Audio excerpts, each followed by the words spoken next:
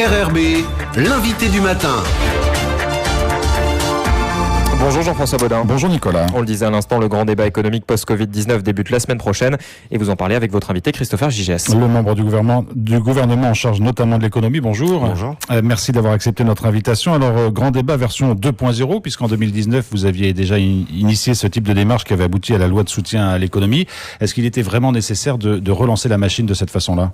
Oui, déjà deux choses. C'est-à-dire que, la première chose, c'est qu'il y a un an, quand on était allé partout en Nouvelle-Calédonie, à Nouméa, à Koné, à Bourail, à Pointe-Dimier, à Lifou, on avait dit aux gens qu'on reviendrait. C'est-à-dire que c'était pas une opération one shot et que on retournait dans nos bureaux au gouvernement après cette opération. Là, l'idée, c'est d'aller faire un petit peu le point avec de ce qui a déjà été mis en place. Et il y a quand même eu quelque chose un peu d'exceptionnel et qui a eu un impact très fort sur l'économie calédonienne. C'est la crise du Covid, où des salariés, des entreprises, des patentés ont été touchés. Donc l'idée, c'est d'aller les voir directement pour qu'ils puissent nous donner à la fois leur ressenti et qu'on puisse une nouvelle fois prendre des mesures qui soient pas déconnectées de la réalité. C'est bien que les élus aillent un peu sur le terrain. Alors, avant la crise du Covid-19, vous aviez voté cette loi de soutien à l'économie. Pendant la crise du Covid, il y a un certain nombre de dispositifs qui ont été mis en place et votés aussi par le Congrès. Certains ont été prolongés. Qu'est-ce qu'on peut attendre de plus ? Qu'est-ce qui pourrait être mis en place de plus par rapport à ce qui existe déjà ?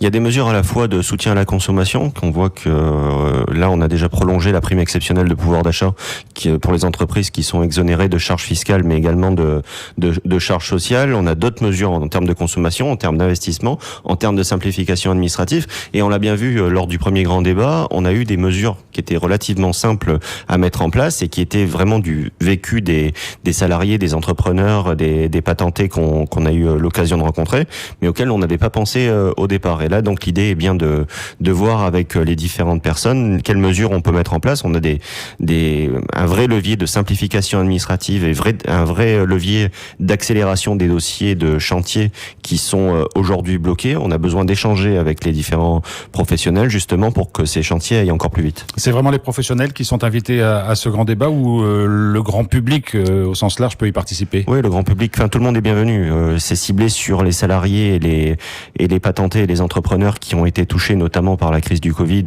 ou qui peuvent dire aussi qu'il y a des choses qui ont été bien faites et que leur secteur au final s'en sort plutôt bien. Mais on a besoin d'avoir ce retour justement pour proposer des mesures de relance qui permettraient justement d'éviter une deuxième crise. On voit qu'on a mis en place des mesures de sauvegarde avec le chômage partiel, avec le report des charges sociales et fiscales, plus les aides des provinces et de l'État, qui a permis de contenir justement cette crise. On a, par rapport à d'autres pays, on s'en sort plutôt bien sur cette partie-là. Mais si on n'anticipe pas ce qui peut se passer dans 2-3 mois, on peut avoir une nouvelle crise économique qui pourrait se transformer en une crise sociale. Et donc, notre volonté est vraiment d'anticiper ça. En gros, l'urgence a été gérée. Maintenant, il faut penser à plus long terme. C'est ça exactement. La sauvegarde a été gérée, c'est-à-dire que on aurait pu voir notre économie qui s'effondre en quelques semaines, puisqu'on a bloqué totalement l'économie calédonienne. Ce plan de sauvegarde avec une injection de liquidité dans l'économie a permis ça. Aujourd'hui, on est dans une phase de relance et en fin d'année, on sera dans une phase de refondation de notre modèle économique. Alors, vous parlez justement de la fin de l'année. Quel est le calendrier prévu ? Parce qu'il y a un devoir de résultat. Forcément, lorsque vous consultez les gens, il faut que les choses avancent derrière. Est-ce que vous avez déjà un calendrier dans votre tête pour que cette loi de relance aboutisse rapidement ? Déjà, deux premiers rendez-vous, donc le 28 juillet à Bourail, à la salle du Colisée, le 29 janvier à Koné. Ensuite, 29 juillet. Le 29 juillet, excusez-moi. Le 12 août à Nouméa, et on est en train de caler une date pour les îles Loyauté. L'idée, c'est que courant septembre, on puisse présenter des mesures qui soient effectives rapidement. On va essayer de trouver des mesures qui soient pas dans des lois de pays qui prennent du temps, mais plutôt par des arrêtés, des délibérations et parfois par des simples pratiques qu'on donne à l'administration pour faciliter et faire avancer les dossiers plus rapidement. Il y a une exigence de résultat de notre part. Donc ce sera pas forcément un plan global, mais peut-être des mesures disséminées dans le temps en fonction de leur pertinence. Oui, tout à fait. Ouais. C'est-à-dire que c'est des mesures pragmatiques surtout. C'est-à-dire que on veut que ça soit des mesures immédiates, pragmatiques et qui permettent de relancer l'économie calédonienne dans cette période qui est compliquée pour chacun. Alors Christopher Gigès, vous avez aussi aussi présenté cette semaine un autre dispositif que vous avez initié au sein du gouvernement, Choose New Caledonia, destiné aux investisseurs étrangers. En 2 mots, de quoi s'agit-il? C'est un guichet unique pour faciliter le fait que les investisseurs arrivent en Nouvelle-Calédonie. Ça existe un peu partout dans le monde où on se bat pour avoir des investisseurs qui soient métropolitains ou étrangers. Là, très clairement, c'est une porte d'entrée pour les investisseurs.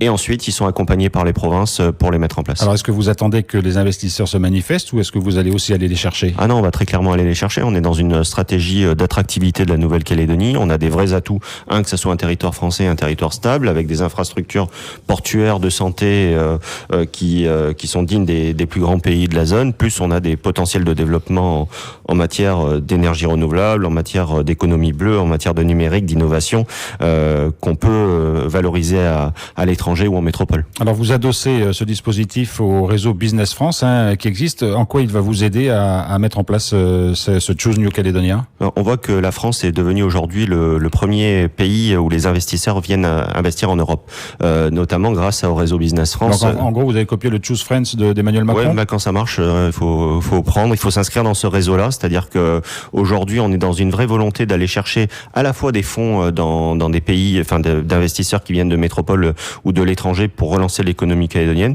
mais c'est également des partenariats avec des entreprises locales pour faire venir de la valeur ajoutée, du savoir-faire. Et le but à la fois du grand débat, des mesures de relance et de Choose New Caledonia, c'est de créer des emplois en Nouvelle-Calédonie. C'est ce qui nous obsède aujourd'hui. Alors, l'une des possibilités pour les investisseurs, c'est d'investir dans des zones franches qui leur procurent un certain nombre d'avantages fiscaux.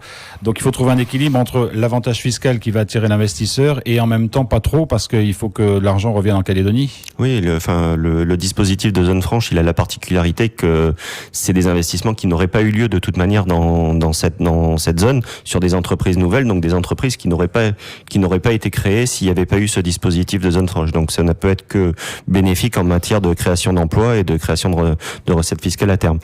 Oui, allez-y. On est vraiment dans une vraie volonté aujourd'hui de développer l'économie calédonienne, pas comme par le passé où on s'est contenté finalement de se replier un petit peu sur nous-mêmes. Là, on souhaite s'ouvrir, on souhaite se moderniser et on souhaite diversifier l'économie. Il y a quelques semaines, la province Sud a annoncé la mise en place du bureau des entrepreneurs qui fait à peu près la même démarche que Choose France. Ça fait pas doublon, les deux dispositifs? Non, pas du tout. Nous, en fait, au niveau de la Nouvelle-Calédonie, on sert de porte d'entrée, c'est-à-dire qu'on fait de la promotion internationale des investissements calédoniens.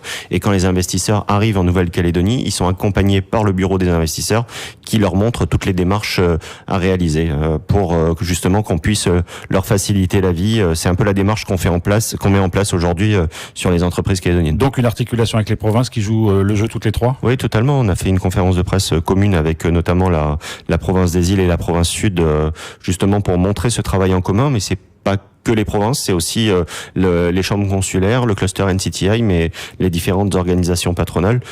On est dans une situation de raréfaction des deniers publics avec un certain attentisme au niveau local en raison du référendum. Il faut qu'on aille chercher du financement à l'international. Est-ce qu'il y a des pays dont les investissements pourraient être privilégiés, sur lesquels vous serez plus attentif que d'autres? Des pays déjà qui respectent des règles financières, des règles sociales qui sont compatibles avec les nôtres, quoi. C'est-à-dire qu'on veut pas de pays qui investissent massivement en Nouvelle-Calédonie pour prendre le contrôle à des fins plutôt politiques. Voilà, parce qu'il peut y avoir de l'entrisme économique aussi. Oui, on a bien conscience de la de ça. Vigilance là-dessus. On a une grosse vigilance de ça et le fait d'être sur un territoire français nous aide beaucoup. En termes de moyens, comment ce dispositif Choose New Caledonia est équipé? C'est une cellule de la direction des affaires économiques. On réfléchit à avoir une cellule plus agile par la suite pour aller chercher à l'international des investisseurs, mais on a déjà des collaborations avec des groupements étrangers et le réseau Business France pour se faire connaître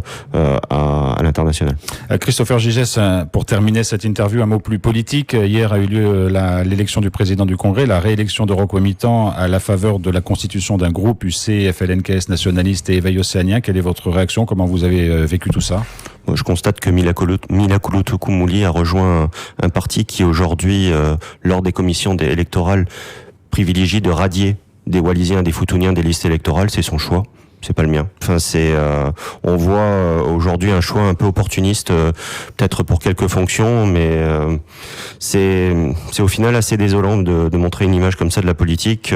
Moi, je préfère garder l'image du grand pique-nique républicain qui a été organisé dimanche dernier, où on a vu toute la communauté wallisienne et foutounienne avec les coutumiers wallisiens, tous les coutumiers wallisiens qui étaient présents et qui ont montré leur attachement à la France. C'est ça que je vais retenir plutôt qu'un acte isolé pour quelques postes. Et vous ne craignez pas que ce qui s'est passé au Congrès ait des répercussions au gouvernement ? Je pense pas. Enfin, c'est ce qu'il a dit, que j'ai entendu sa réaction sur votre antenne. Il a dit que ça bougerait pas, donc on attend de voir. Merci beaucoup Christopher Gigès d'avoir été avec nous ce matin. Merci.